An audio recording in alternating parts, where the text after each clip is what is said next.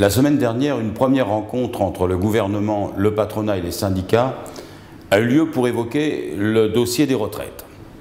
Comme on l'avait constaté après les déclarations de Sarkozy, le gouvernement et le patronat n'ont qu'un seul objectif, en finir avec le système de retraite français.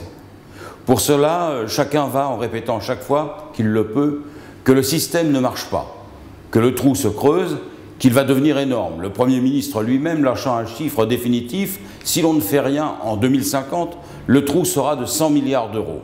2050 ? Est-ce une façon de dire aux habitants de notre pays que rien ne changera d'ici là ?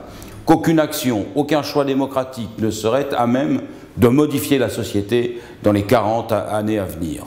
Le temps de 2 ou 3 générations. Voilà déjà un drôle de procédé.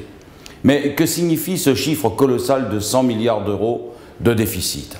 Sinon à faire peur et à rendre incontournables les recettes de la droite, avant même que ne commencent les négociations sur les retraites. Et pourtant, comme l'a rappelé mon ami Jean-Claude Sandrier, député et président du groupe GDR à l'Assemblée nationale, il faut replacer ce chiffre à sa juste échelle. En 10 ans, les 500 plus grosses fortunes de France se sont enrichies de 160 milliards. Chaque année, 25 milliards d'exonérations de cotisations sociales ne servent pas à l'emploi. En 20 ans, la part des cotisations patronales est passée de 40% à 10,5% dans les recettes de la sécurité sociale. Le manque à gagner dû aux paradis fiscaux dans les recettes de l'État est évalué à 50 milliards, bon an, mal an.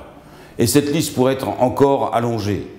Alors il faut que les mensonges cessent. Il n'y a pas de fatalité à 40 ans dans le futur pour nos retraites. Il y a en vérité un refus de faire les choix politiques nécessaires pour faire concourir l'ensemble des richesses créées au financement du bien-être collectif. Eh bien, ce n'est pas le choix qu'il faut faire.